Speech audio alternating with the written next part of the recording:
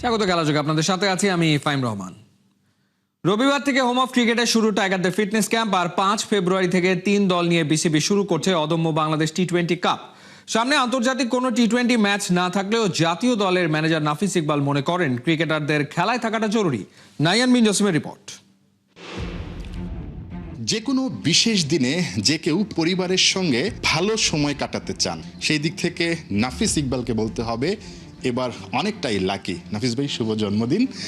হয়তোবা মূল পরিবারের সঙ্গে আছেন, ওটা তো আপনার একটা পরিবার। আসলে বিশ্বকাপ, বড় ইভেন্ট, সবকিছু মিলে নিশ্চয়ই মিস করছেন।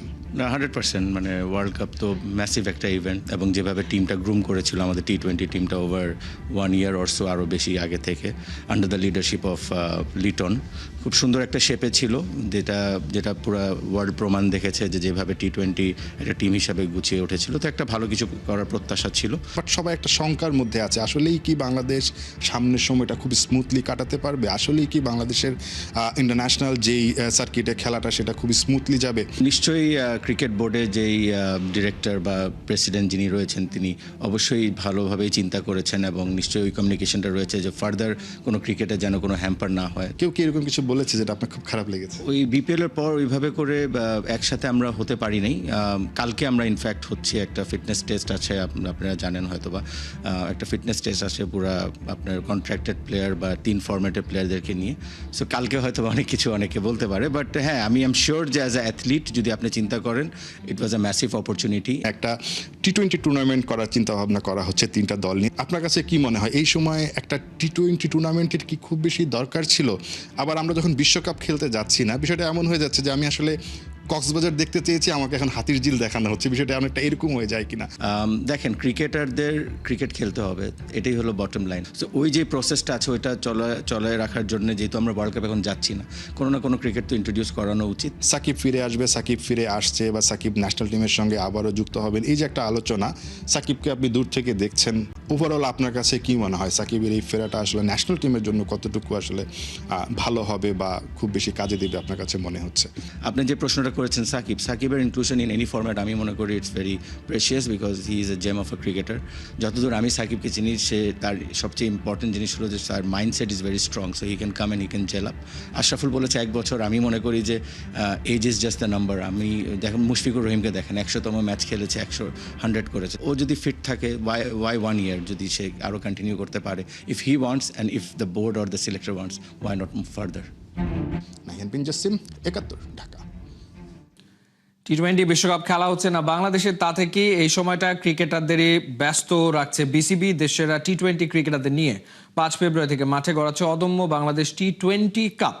টুর্নামেন্টে অংশ নেবে 3টি দল, যেখানে ধূমকেতু একাদশের নেতৃত্ব দেবেন বাংলাদেশের টি-20 অধিনায়ক লিটন দাস, দুর্বার একাদশের অধিনায়ক নাজমুল হোসেন শান্ত, এবং দুরন্ত একাদশের নেতৃত্বে থাকবেন আকবর আলী।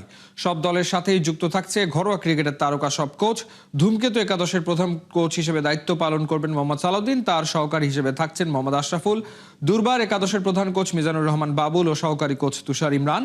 আর দুরন্ত একাদশের প্রধান কোচ হান্নান সরকার ও সহকারী কোচ হিসেবে আছেন রাজিন সালে। 5, 6 ও 7 ফেব্রুয়ারি মাঠে গড়াবে গ্রুপ পর্বের খেলা, আর ফাইনাল হবে 9 ফেব্রুয়ারি। পুরো এই টুর্নামেন্টে খেলোয়াড়দের পারিশ্রমিক ও পুরস্কার মিলিয়ে বিসিবির খরচ হবে প্রায় 2.5 কোটি টাকা।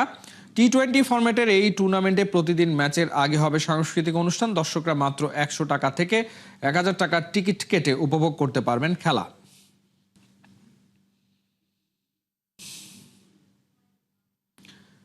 ঘরের মাটিতে এখন বড় দলগুলো নিয়মিতই আসছে, স্বস্তির হাওয়া বইছে পাকিস্তান ক্রিকেটে। কিন্তু প্রশ্ন হলো, পাকিস্তানের ক্রিকেট মহল সেই হাওয়ায় কি স্বস্তির নিঃশ্বাস ঠিকঠাক ফেলতে পারছে? দেশটিতে টি-20 সিরিজ খেলতে আসা অস্ট্রেলিয়া দল নিয়ে অভিযোগের পর অভিযোগ তুলেছে পাকিস্তানের সাবেক ক্রিকেটাররা। বিস্তারিত জানাচ্ছেন পার্থ মনিক। 4 বছর পর পাকিস্তান সফরে টিম অস্ট্রেলিয়া, কিন্তু দলে নাই তেমন কোনো বড় তারকা। তারপরেও 3 ম্যাচে টি-20 সিরিজে হাতে গোনা যে সিনিয়র প্লেয়ার পাঠিয়েছে অজিরা, প্রথম ম্যাচে তাদেরকেও মাঠে নামায়নি। Marcus Stoinis, Josh Inglis, Scott Abbott, Ben Dwarshuis প্রত্যেকেই বেঞ্চের সিট গরম করেছেন। আর এই ঘটনাতেই চটেছে পাকিস্তানের সাবেক ক্রিকেটাররা। সবাই একে বলছে রীতিমতো অপমান। লাহোরে অজিদের দ্বিতীয় সারি টিমের বিপক্ষে পাকিস্তান সহজে প্রথম ম্যাচ জিতলেও সাবেক পাক ক্রিকেটাররা প্রশ্ন তুলেছেন, আদৌ কি পাকিস্তান সফরকে গুরুত্বের সাথে নিয়েছে অস্ট্রেলিয়া? টি-20 বিশ্বকাপের আগে অজিদের এমন আচরণকে অপমানজনক বলছেন পাকিস্তানের ক্রিকেট বিশ্লেষক ও লেখক ওমায়ার আলাভি। তার মতে অস্ট্রেলিয়া তাদের কিছু মূল খেলোয়াড় ছাড়াই পাকিস্তানে এসেছে এবং প্রথম ম্যাচে তারা দলের সেরা খেলোয়াড়দের খেলায়নি। এটা পাকিস্তান ক্রিকেট ভক্তদের জন্য অপমানজনক। এদিকে পাকিস্তানের সাবেক টেস্ট ক্যাপ্টেন মঈন খান অজিদের এই আচরণকে দায়সারা বলেছেন। তার মতে ইদানিং নিউজিল্যান্ড, দক্ষিণ আফ্রিকা, অস্ট্রেলিয়া দুর্বল দল নিয়ে পাকিস্তান এসেছে। তাদের আচরণে মঈন খানের মনে হয়েছে শুধু সিরিজ খেলার আনুষ্ঠানিকতা পূরণই তাদের লক্ষ্য। সাবেক টেস্ট ব্যাটার ও প্রধান নির্বাচক হারুন রশিদ ক্রিকেট অস্ট্রেলিয়ার দ্বিতীয় সারির দল পাঠানোকে আত্মঘাত হিসেবে অভিহিত করেছেন। তার কথা, বিশ্বকাপের কাছাকাছি সময়ে 3 ম্যাচের সিরিজ খেলতে আসা এবং টুর্নামেন্ট যেহেতু একই রকম পরিস্থিতিতে হবে, তাই সেরা খেলোয়াড়দের মাঠে না আনা কিছুটা বিভ্রান্তিকর। পাকিস্তানের সাবেক ক্রিকেটাররা যতই ফুঁসে উঠুক, পিসিবির বোর্ড সংশ্লিষ্ট এক সূত্র দেশটির গণমাধ্যমকে জানিয়েছে, দল যেমনই হোক দ্বিপাক্ষিক সিরিজে পাকিস্তান অস্ট্রেলিয়ার মুখোমুখি হয়েছে, এটাই মূল কথা। দল কেমন এটা বিবেচ্য নয়। পার্থ বণিক, ৭১। পাকিস্তানের বিশ্বকাপ জার্সি প্রকাশ আপাতত হচ্ছে না, তার জন্য পরিকল্পনায় থাকা অনুষ্ঠানটা করা হয়েছে বাতিল। বিমানের টিকিট কনফার্ম, কিন্তু সেটা হতে পারে ক্যান্সেলও। ফাইনাল ঘোষণা আসবে সোমবার। ওদিকে এসবের ধাক্কা গিয়ে লাগছে ভারতের অলিম্পিক আয়োজন করার স্বপ্নে। সত্যি কি বিসিসিআই এর পাওয়ার পলিটিক্সের মাসুল গুনতে যাচ্ছে ভারত? ব্যাখ্যা করেছেন খালিদ জামিল। মোহসিন নাকভি একজন অদ্ভুত মানুষ, যেন ডার্ক রিয়েলিটি থেকে উঠে আসা কেউ। পাকিস্তানের মতো একটা অনিশ্চয়তায় ভরা রাজনীতির মাঠে তিনি পাকা খেলোয়াড়, ক্রিকেট প্রশাসন থেকে স্বরাষ্ট্রমন্ত্রী, তবুও ছাড়েননি ক্রিকেটের পদ।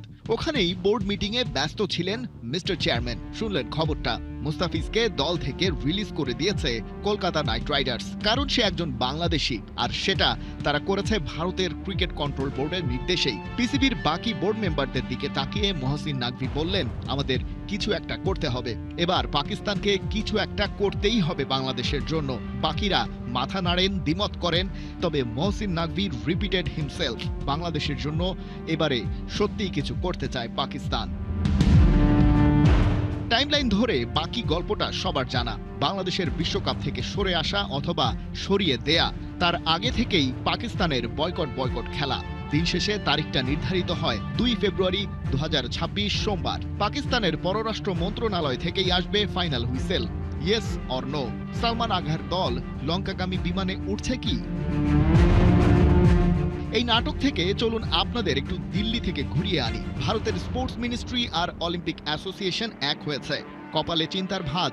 দ্য উইক একটা রিপোর্ট প্রকাশ করেছে। সপ্তাহ কয়েক আগে যখন ভারত আইসিসি বিসিবি বিরোধ তুঙ্গে, তখনও তেমনই একটি রিপোর্ট পাবলিশ করেছিল পাকিস্তানের প্রভাবশালী দৈনিক ডন। তবে ওটা পাকিস্তান বলেই গুরুত্ব দেয়া হয়নি। তবে উইকের এই প্রতিবেদন আমলে না নিয়ে উপায় নেই। কি আছে সেই রিপোর্টে?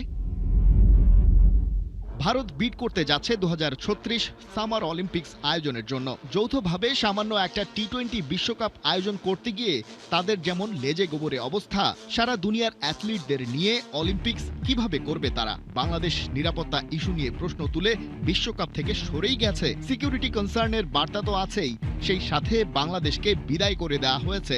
খেলার ভেতরে রাজনীতি নাকি রাজনীতির ভেতরে খেলাধুলা, দুটোর একটাও একেবারেই টলারেট করে না ইন্টারন্যাশনাল অলিম্পিক কমিটি আইওসি।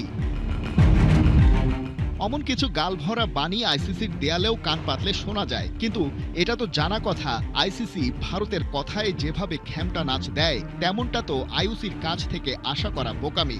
দুনিয়ার সব খেলার নিয়ন্ত্রকদের তো আর কিনে ফেলতে পারেনি ভারতের ধনকুবেররা। আশঙ্কার আরেকটা দিকে দৃষ্টি আকর্ষণ করেছে দ্য উইক। দ্য গার্ডিয়ানের বরাত দিয়ে তারা জানাচ্ছে, বাংলাদেশের বিশ্বকাপ থেকে বাদ পড়ার ইস্যুটি ইন্টারন্যাশনাল অলিম্পিক্স কর্তাদের নজর এড়ায়নি মোটেও। তারা এখন বোঝার চেষ্টা করছেন ঘটনার সাথে ভারতের রাজনীতি কতটা জড়িয়ে। সাউথ এশিয়ার পাওয়ার পলিটিক্সে ভালোভাবেই তো খেলাধুলা জড়িয়ে গেছে, আর সেই আগুনটা বয়কট করে আরো তাতিয়ে দিচ্ছে পাকিস্তান, যাতে ওই আগুন দেখা যায় ইন্টারন্যাশনাল অলিম্পিক্সের হেডকোয়ার্টার সুইজারল্যান্ড থেকে।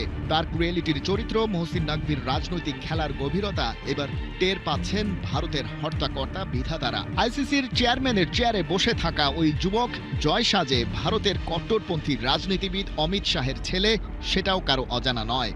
আইসিসি, ভারতীয় ক্রিকেট কন্ট্রোল বোর্ডের দুবাই অফিস আসলেই হয়ে উঠল কিনা অলিম্পিক্সের জন্য সেটাও ম্যাটার করে না। সামার অলিম্পিক্স বা the greatest show on earth আয়োজনের ক্ষেত্রে ম্যাটার করবে তোমার দেশের খেলাধুলা রাজনৈতিক প্রভাব বলয় মুক্ত কিনা।